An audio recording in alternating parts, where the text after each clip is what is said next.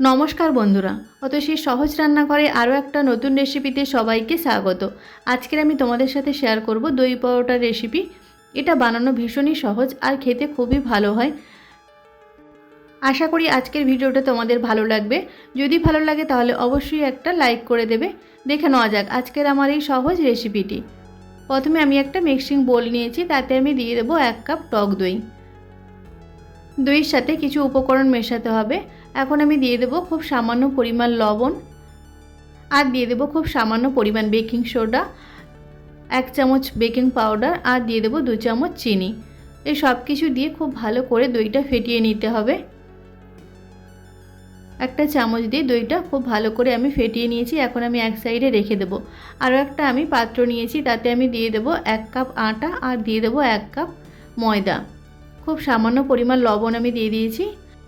লবণটা দিয়ে আটা আর ময়দার সাথে খুব ভালো করে মিশিয়ে নিতে হবে। তারপর যে টক দইটা আমি ফেটিয়ে রেখেছিলাম, সেখান থেকে টক দইটা দিয়ে ময়দার সাথে খুব ভালো করে মিশিয়ে নিতে হবে। তোমরা চাইলে এই দই পরোটা শুধু ময়দাও করতে পারো, আবার শুধু আটা দিয়েও করতে পারো। তবে ময়দা আর আটা মিশিয়ে করলে পরোটা ভীষণই সফট হয়, খেতে খুবই ভালো হয়।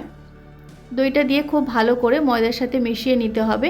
তারপর মেশানো হয়ে গেলে অল্প অল্প জল দিয়ে একটা ডো বানিয়ে নিতে হবে। খুব বেশি জল দেওয়া যাবে না, খুব সামান্য পরিমাণ জল দিয়ে তারপর একটা শক্ত ডো বানিয়ে নিতে হবে। ডোটা খুব বেশি নরম করা যাবে না। দেখো, ঠিক এইভাবে ডোটা রেডি করতে হবে। এখন আমি কিছুটা পরিমাণ সাদা তেল নিয়ে ডোটার ওপরে ভালো করে মাখিয়ে নেব, যাতে ডোটা ড্রাই না হয়ে যায়।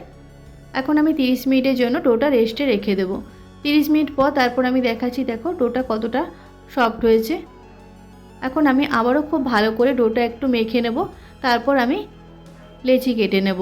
পরোটার জন্য একটু বড় সাইজের লেচি কাটতে হবে। সমস্ত লেচিগুলো আমি কেটে নিয়েছি। এখন আমি পরোটা বেলে নেব।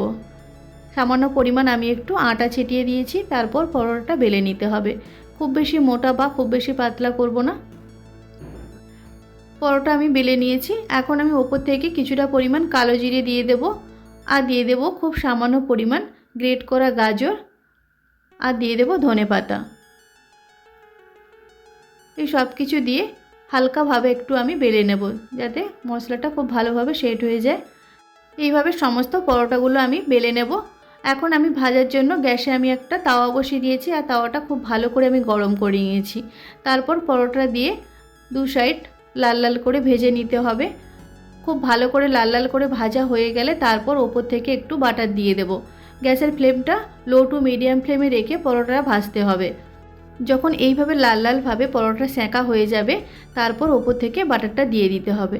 দেখো, একটা পরোটা আমি ভেজে নিয়েছি। দু সাইড এরকম লাল লাল করে উল্টে পাল্টে ভেজে নিতে হবে। এইভাবে সমস্ত পরোটাগুলো ভেজে আমি রেডি করে নেব। দেখো পরোটা দেখতে কতটা সুন্দর লাগছে। এইভাবে সমস্ত পরোটাগুলো ভেজে আমি রেডি করে নিয়েছি। আর আজকের আমি আলুর তরকারির সাথে পরোটা সার্ভ করেছি। আর তোমরা দেখতেই পেলে যে পরোটাটা বানানো কতটা সহজ। অবশ্যই তোমরা বাড়িতে একবার এইভাবে দই পরোটা বানিয়ে দেখো, ভীষণ ভালো খেতে হবে। বাড়ির সকলে ভীষণ পছন্দ করবে। এইভাবে দই পরোটা তোমরা অবশ্যই বাড়িতে একবার বানিয়ে দেখো, আর বানানোর পর অবশ্যই আমাকে কমেন্ট করে জানাবে কেমন হয়েছে। ভিডিওটা ভালো লাগলে অবশ্যই একটা লাইক করে দেবে। আর আমার রেসিপিগুলো যদি তোমাদের ভালো লাগে তাহলে অবশ্যই আমার চ্যানেলটিকে সাবস্ক্রাইব করে আমার পাশে থাকবে। আজকের ভিডিওটা এই পর্যন্ত। নেক্সট কোনো ভিডিওতে তোমাদের সাথে আবার দেখা হচ্ছে। ততক্ষণ তোমরা ভালো থেকো, সুস্থ থেকো। ধন্যবাদ।